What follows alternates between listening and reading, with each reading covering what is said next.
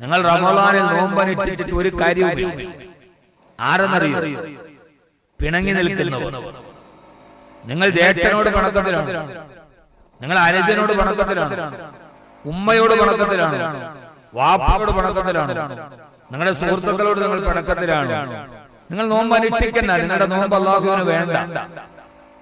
ഹൃദയത്തിന് അരിവില്ലാത്തവന്റെ, ഹൃദയത്തിൽ വിട്ടുവീഴ്ചയില്ലാത്തവന്റെ നോമ്പും അഅ്മാലുകളും അല്ലാഹുവിന് ആവശ്യമില്ല. ഇതെന്റെ വാക്കല്ല, റസൂലുള്ളാഹി സ്വല്ലല്ലാഹു അലൈഹി വസല്ലം പറയുന്നത്. നിസ്സാരമായ കാര്യങ്ങളുടെ മേൽ പിണങ്ങിക്കിരിയുന്നവർ.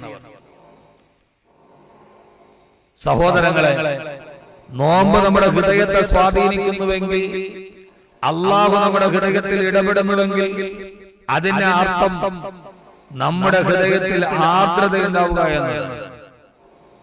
മറ്റൊരാളോടുള്ള അസൂയ, മറ്റൊരാളുടെ കുശുമ്പ്, അതൊക്കെയാണ് യഥാർത്ഥത്തിൽ നമ്മുടെ എല്ലാവരുടെയും പ്രശ്നം.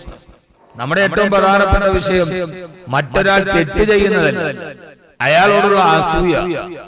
അയാൾ ഉയരങ്ങളിലേക്ക് എത്തിപ്പോകുന്നതിന്റെ നമുക്ക് സഹിക്കാൻ കഴിയാത്ത എന്തൊക്കെയോ ചില വികാരങ്ങൾ നമ്മുടെ മനസ്സിനെ ഇടിക്കുന്നുണ്ട്. അവൻ അല്ലാഹു അനുഗ്രഹം ചെയ്യുന്നു. ഓരോ ദിവസവും അനുഗ്രഹങ്ങൾ വർദ്ധിക്കുന്നു. അത് കാണുമ്പോഴാണ് നമുക്ക്